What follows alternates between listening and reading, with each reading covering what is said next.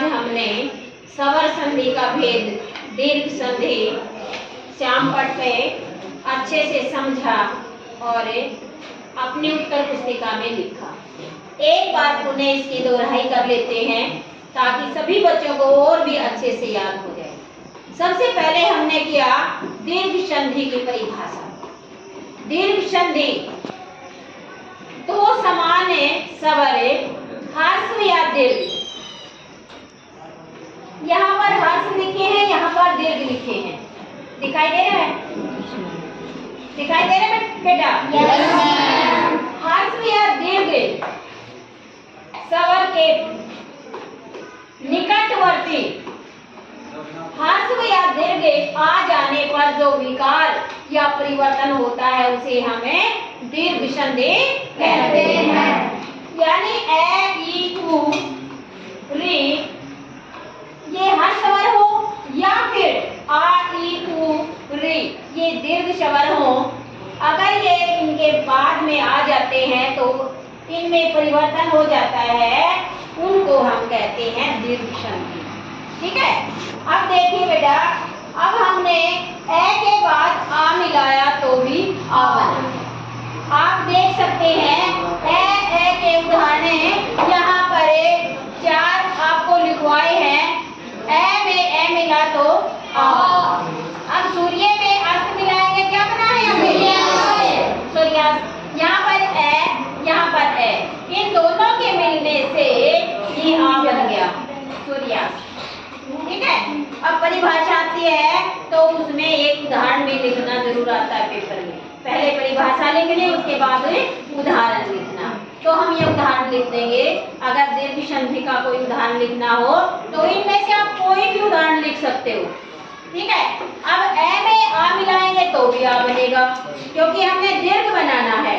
ठीक है? शिव में आ ले तो यहाँ पर क्या बन गया? क्या बना बच्चों? आ में ए मिलाया तो भी आ।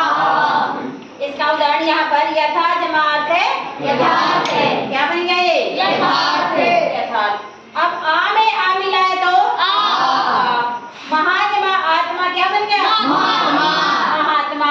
महा आ इसमें है, पूर्व पद में उत्तर पद में यहाँ आ है, आ और आ के मिलने से ये मात्रा यहाँ लगी है महात्मा, ये बन गया महात्मा।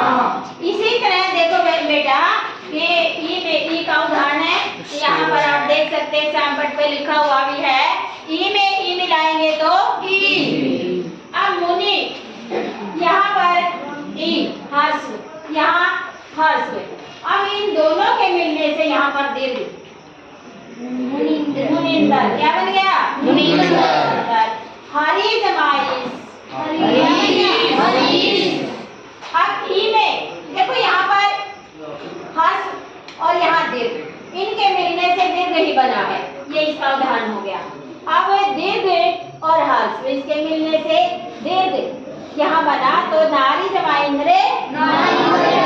अब ये दीर्घ के साथ में दीर्घ मिलने से ये दीर्घ ई बनी है तो नदी जमा इस, यहाँ पर क्या हुआ? नदी। अच्छा, इसी तरह है ऊ का उदाहरण देखिए। ऊ में ऊ मिलाएंगे तो दीर्घ ऊ बन जाएगा। ठीक है? ये सु जमा उक्ति क्या बना यहाँ पे? यहाँ ऊ है ह्रस्व, ये भी ह्रस्व है, दोनों के मिलने से दीर्घ बन गया। यहाँ पर ऊ की मात्रा लगी, यहाँ दीर्घ शुक्ति। अब लघु जमाउर में लघुर में क्या बन गया? लघुर में। यहाँ देखो बेटा, ह्रस्व में ऊ था, यहाँ पर दीर्घ, ह्रस्व और दीर्घ के मिलने से बना क्या है? दीर्घ। क्योंकि दीर्घ संधि में हमने दीर्घ ही बनाना है। वधु जमा उत्सव और वधु जमा में देखो यहाँ पर दीर्घ ऊ है, यहाँ पर ह्रस्व है और दीर्घ में अगर ह्रस्व हम मिलाएंगे तो क्या बनेगा? दीर्घ। अब यहाँ दीर्घ है और यहाँ भी दीर्घ है। दीर्घ में स्वर में दीर्घ स्वर मिलाया तो क्या हो गया? दीर्घ स्वर बन गया और यहाँ पर संधि बन गई वधुर्वी। इसी तरह री है, अगर री में हम री मिलाएंगे तो री, एक यहाँ पर मात्रा लग जाएगी।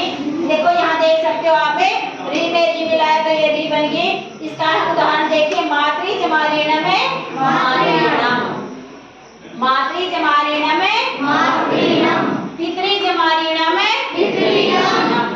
तो ये सारे उदाहरण बेटा आपने, इसमें तो एक एक उदाहरण मैंने दिए हैं, अभी सारे उदाहरण भी आपने उत्तर पुस्तिका में लिखने हैं साफ साफ सुंदर लिखाई से। कल चेक करूंगी मैं, सभी ने अच्छे से याद करने हैं और अपनी बुक भी कंप्लीट करनी है, कोई भी बच्चा नहीं रहना चाहिए। ओके।